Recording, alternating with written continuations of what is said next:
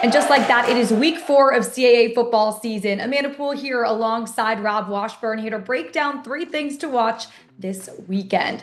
A top 20 conference matchup on the way. Number 11 Villanova visiting number 18 Monmouth. The Hawks are happy to be at home for the first time this fall after coming off a tight contest against Charlotte. Head coach Kevin Callahan telling us this week he was happy with the fast start, the defense forcing 3 turnovers in the first half.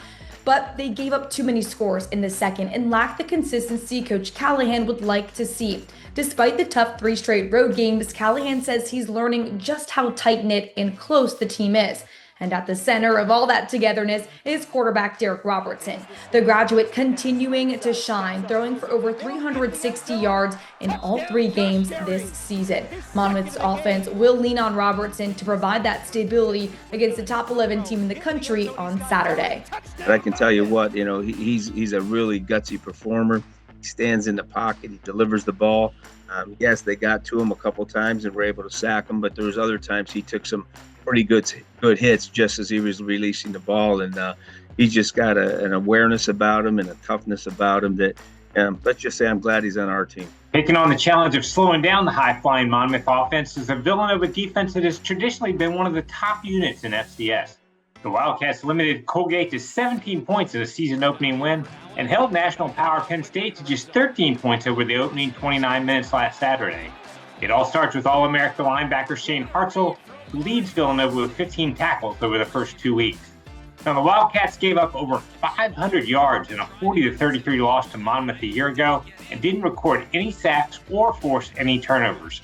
Turning up the pressure on Robertson and creating mistakes is certainly a priority for Villanova on Saturday. I know they're scoring a lot of points, and we faced them last year, and the quarterback's what makes them go. Obviously, the game he had against us last year, he threw 1 incompleted ball out of 24. Monmouth is 3-0 all-time against the Wildcats. Kickoff set for 1 p.m. on Saturday. The second CAA contest on Saturday features Bryant at Campbell. The Camels searching for their first win after falling to the then number 9 Rhode Island in week 1 and coming up short against Furman in their home opener.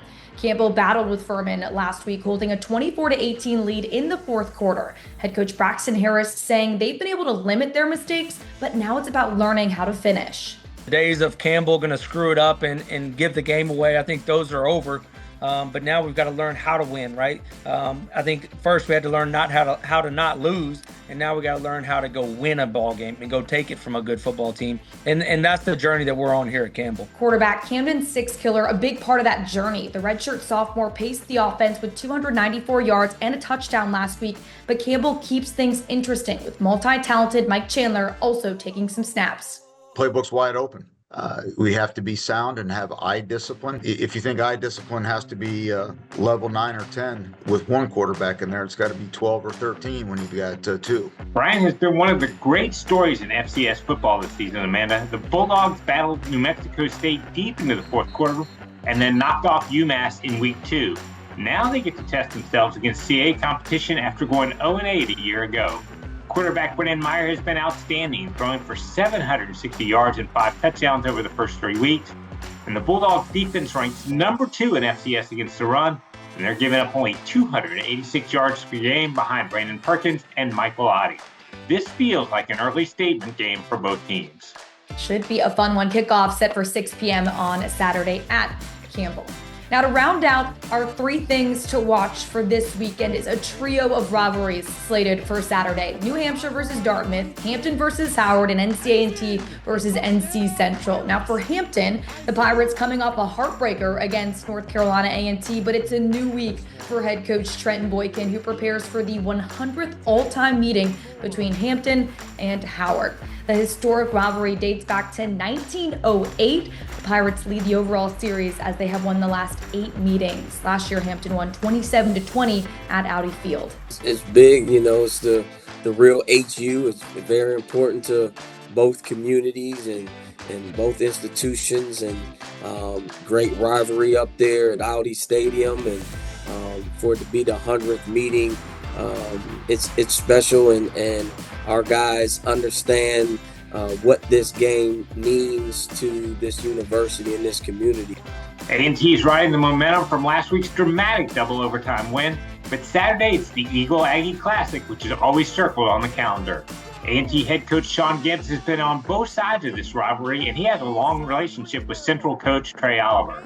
The Eagles have won the last 3 meetings, including a 66-24 victory a year ago, and Coach Gibbs is determined to make sure that doesn't happen again. The Granite Bowl between UNH and Dartmouth features the only 2 Division I football programs in New Hampshire and dates back to 1901.